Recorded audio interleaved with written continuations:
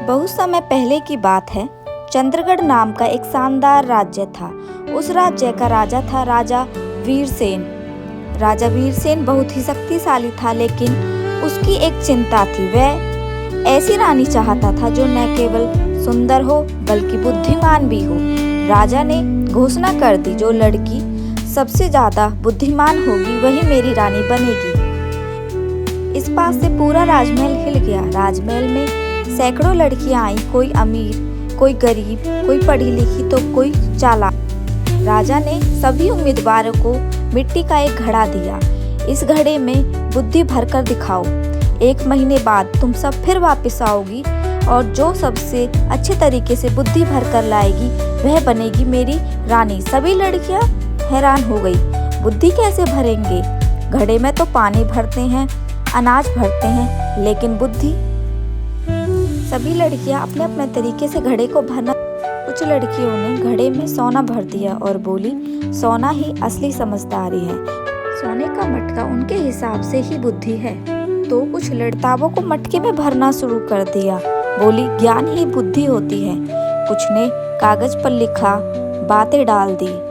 मैं ये जानती हूँ, मैं ये समझती हूँ। कुछ लड़कियां डर गई और बोली, ये राजा तो पागल है। लेकिन एक लड़की थी, साधारण कपड़े, शांत चेहरा, आंखों में चमक। उसका नाम था अवनी।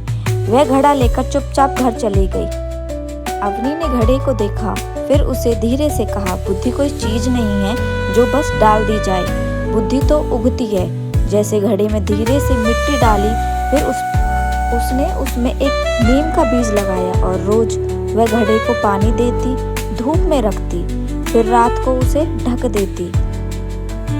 वह ऐसा रोज करती। उसकी माँ बोली, बेटी, राजा ने बुद्धि भरने के लिए कहा है, तू पेड़ उगा रही है। अवनी मुस्कुराई, माँ, बुद्धि भी तो पेड़ की तरह है। समय लगेगा पर मजबूत बनेगी। 1 महीने बाद सभी लड़कियां राजमहल लौट आई। राजा का दरबार सजा हुआ था। मंत्री, सेनापति, विद्वान सब मौजूद थे। पहली लड़की आई, उसने घड़े में हीरे भर दिए। राजा ने कहा, यह धन है, बुद्धि नहीं। दूसरी आई, उसने घड़े में किताबें भर दी। पहली लड़की आई, उसने घड़े में हीरे भर दिए। राजा ने कहा, यह धन है, बुद्धि नहीं। तभी वहाँ थोड़ी देर में दूसरी लड़की आई, जिसने घड़े में किताबें भर दी। राजा ने कहा, यह ज्ञान है, बुद्धि नहीं। बुद्धि बिना ज्ञान बोझ हो सकता है। सभी हंसने लगे। फिर अवनी आती है।